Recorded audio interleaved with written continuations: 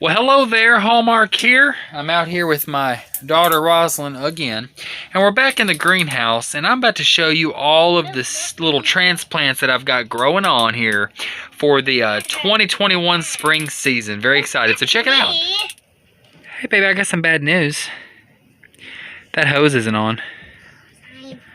You still gonna water them? You can water them with your imagination. Let me see you water them with your imagination. Oh, you're getting me wet too, Quinn. Ah, okay, cool. So, with just a little bit of potting soil, seed starting mix, a few seeds, just some basic temperature control, and just a good level of watering, you can actually grow all of the transplants that you need for your garden for the year. I used to go to Lowe's and Home Depot and all those other places and get transplants, and they're great. They're really good, and you can go do that. They're great companies, and they do great things, but they do cost. And this year I'm on a budget. I'm broke as a joke, and I gotta grow everything myself. Plus, you get more control over your plants, and you can grow other varieties. So here's what I'll show you how we do that. Alrighty, I'll show you this first. I have moved the onions over there. I've also moved the radishes, the giant radishes, and the Detroit beets. I've got some figs that I'm propagating. There's my little heater. And some bulb flowers, and a little pan of carrots over there. I'm just kind of experimenting with some little French Parisian carrots. This is ready to be sown today. I've got this ready to go. I'm about to put some seeds in there soon. This right here, excuse me, I burped. I want to show you this right here. Purple Lady Bok Choy, absolutely beautiful, super easy to grow. Every seed germinated from Baker Creek, and just a beautiful, beautiful plant. Gorgeous, and they taste great, and they sell really good at the farmer's market as well. Up next, we have some Georgia collard greens. We just potted them up yesterday.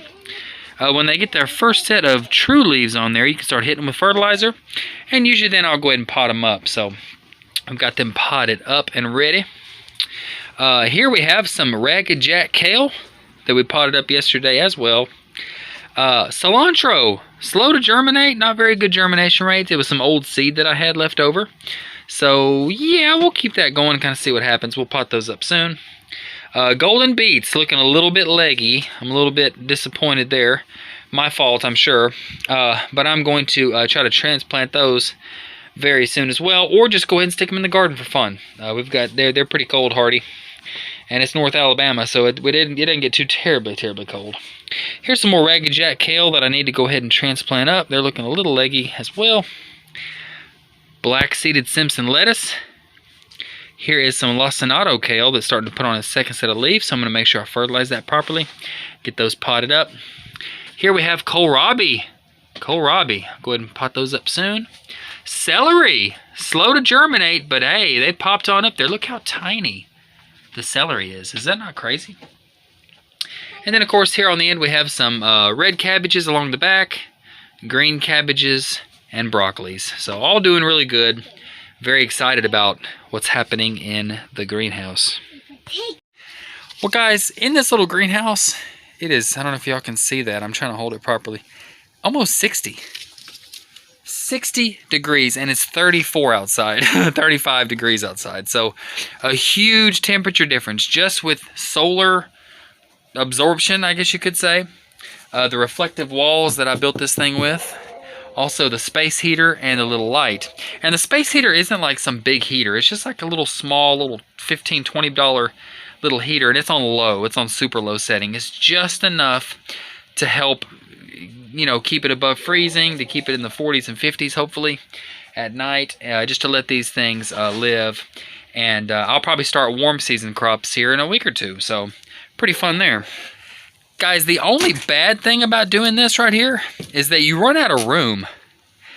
I started with just one little strip, I guess you could say, in the little tray like that of each thing, and I sowed maybe 2 or 3 seeds per you know, hole. And once they germinated, I pot them up into bigger pots, you know, individual plants. So really, with just one sowing, I've got this entire table almost filled up with hundreds of plants. I haven't counted them, but I'm pretty sure there's over 100 plants in this greenhouse. And that's just with a simple sowing. I've still got almost the entire seed pack left. Like, I didn't hardly use anything.